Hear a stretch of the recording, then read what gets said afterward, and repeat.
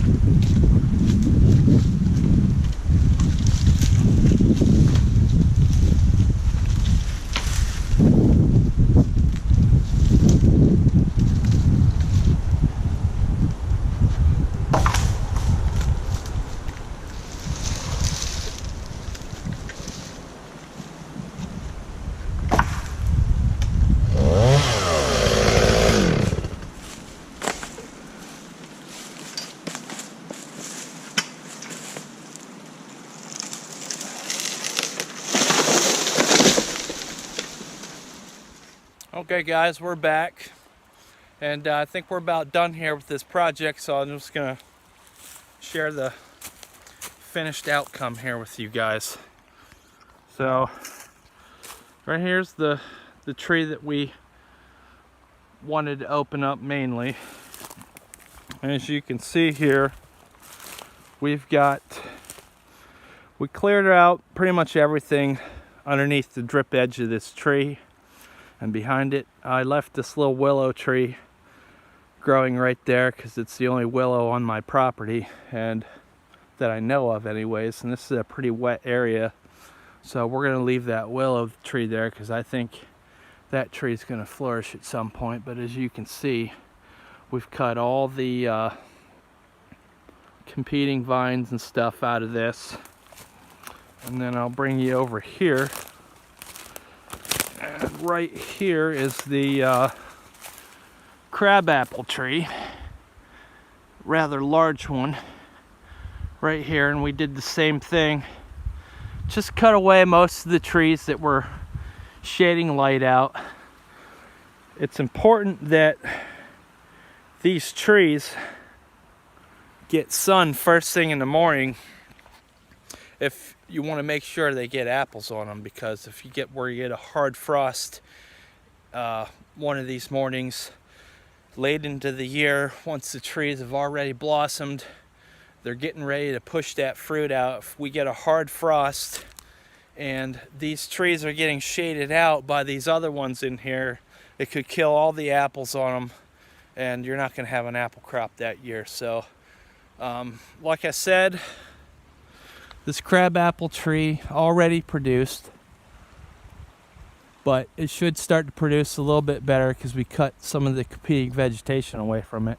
But this one here, I don't really know what kind of tree it is yet, but it might produce, but then again it might not. We've also left a number of stumps in here that we're not going to kill off. We're going to keep these things here, and we've made some hawthorn mineral stumps out of some of these trees that we cut down. This one I think is going to turn into something spectacular. I've noticed these hawthorn mineral stumps get browsed quite a bit, and we've got a couple of maple and ash ones over here and some more hawthorns stumps down that way. And as you can see here, I mean, we punched a nice little hole in the sky. These trees are going to get some good sunlight, so doing good things here. Okay, so here's a tree that I released last year.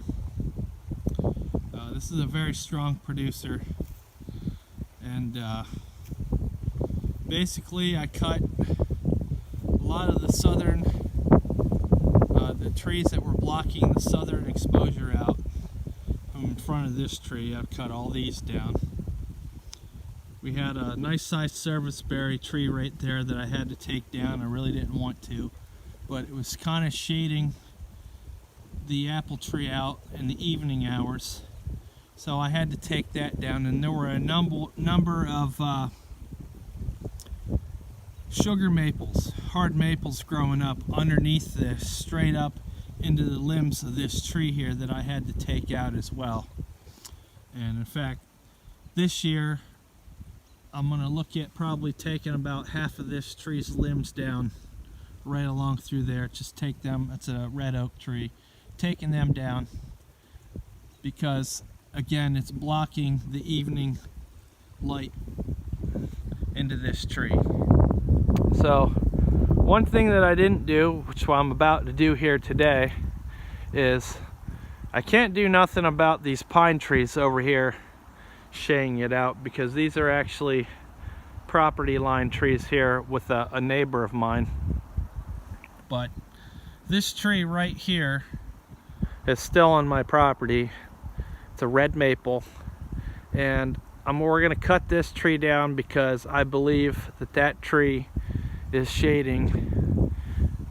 The sun rises over here, this way's east. I believe that tree's shading the tree out a little bit in the morning, which could hurt me if we get a hard frost here. So we're going to cut that tree down to finish releasing this tree here. So stay tuned.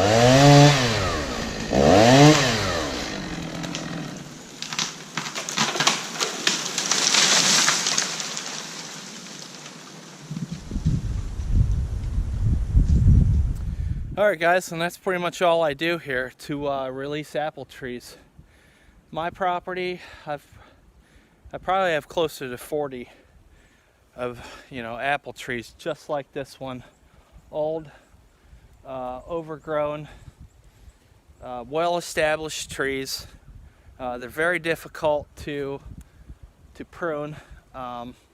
And basically all I do to prune these things is I cut the dead wood off of them where I can, and keep all the leaders and suckers off of the main trunks, and these things produce well every year.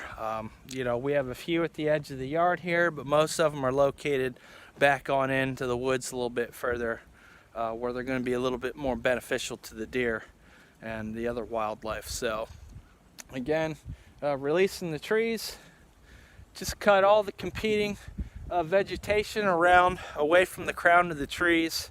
Cut everything away from the bases. I like to go about 5 to 6 foot out from the drip edge, and you should have some good producing trees here. So we'll throw in a few pictures here of a little grove that I released last year, crab apples, probably about 100 yards up that way. So enjoy these pictures.